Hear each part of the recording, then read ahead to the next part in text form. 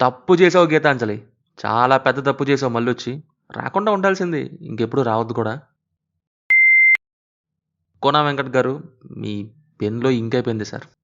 ఒకప్పుడు 2013 వరకు మీ రైటింగ్ ఒక లెక్కుండేది. ఆ తర్వాత అప్పుడప్పుడు రైటర్స్ బ్లాక్‌లో మెరిసేవారు. కానీ గత కొన్నేళ్లుగా చూసుకుంటే ఏం లేదక్కడ అనేలా ఉంటున్నాయి. చాలా కష్టమైన పరిస్థితే.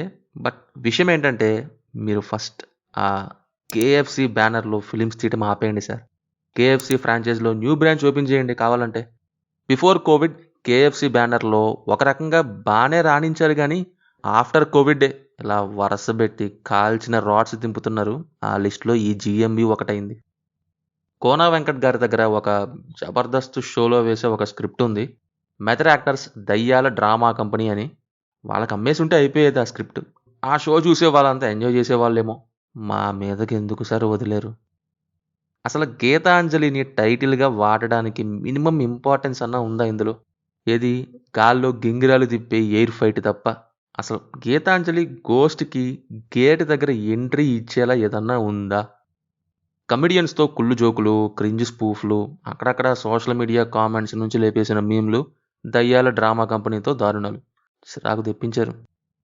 ఫస్ట్ థింగ్ ఏంటంటే రాడ్ రైటింగ్ గైస్. ఆ విలన్ ఏంటో, ఆ భూతం ఇల్లేంటో, అపాయం వచ్చిందని గీతాంజలి మళ్ళీ దూరటమేంటో, ఆ గీతాంజలి గోస్ట్ ఫస్ట్ పార్ట్ దగ్గర పైకి పోలేదా ఇంకా? ఈ అప్స్ అండ్ డౌన్స్ బస్ సర్వీస్‌లేంటో మరి. అయితే ఇంత రాడ్‌లో కూడా ఒకే ఒక గుడ్ థింగ్ ఏంటంటే సత్య. తనవి 2, 3 డైలాగ్స్ వరకు పర్లేదు. ఎస్పెషల్లీ సత్యది ఏడుపులో ఎన్ని రకాలు అనేది. అంతే. ఇక అంతే. ఇక మిగతా సినిమా అంతా నన్ను నేను కొట్టుకొని రకరకాలుగా ఏడవాల్సొచ్చింది. ఆ ఏడుపులోని రకరకాలనే సీన్ చూసేటోళ్ళకి ఏడవటానికి హెల్ప్ అయిద్దని పెట్టుండాలి బహుశా. ఆ 'జబర్దస్త్' స్క్రిప్ట్ వరకు మాత్రం కొంతమందికి ఎక్కచ్చేమో ఇట్ డిపెండ్స్. నాకైతే ఫుల్ ఔట్‌డేటెడ్ ఫీల్స్. కమెడియన్స్ దయ్యాల్ని సీరియస్‌గా తీసుకోకుండా చేసే స్క్రిప్ట్ వెరీ ఔట్‌డేటెడ్ థింగ్ అయిపోయింది. పోనీ ఆ ట్రాక్‌ని కంప్లీట్‌గా ఫన్ వేలో తీసుకెళ్తారా అంటే అది లేదు. అపరిచితుల్లాగా ఒకసారి ఫన్, ఇంకోసారి దయ్యం అన్నట్టు అటు ఇటు ఎటు పడితే అటు తిప్పుతారు. అవి అస్సలెక్కట్లేదు.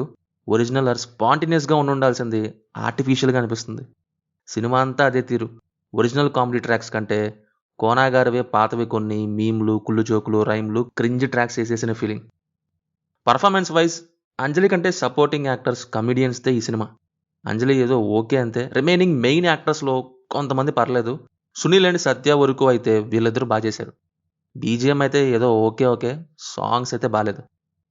ఫైనల్లీ 'గీతాంజలి' రాకుండా ఉండాల్సింది. ఒక్కసారే ఎక్కువనుకుంటే మళ్ళీ రెండోసారి తీసుకొచ్చారు ఏంటో. ఇక మీ ఇష్టం గైస్. సో, ఇది మరి 'గీతాంజలి' మళ్ళీ వచ్చింది మూవీ గురించి. సినిమా చూసుంటే కింద కామెంట్స్‌లో మాతో తప్పకుండా షేర్ చేసుకోండి. రివ్యూ నచ్చితే మన ఛానెల్‌ని సబ్స్క్రైబ్ చేసుకోండి. Will meet in next video. Thank you. జై హింద్.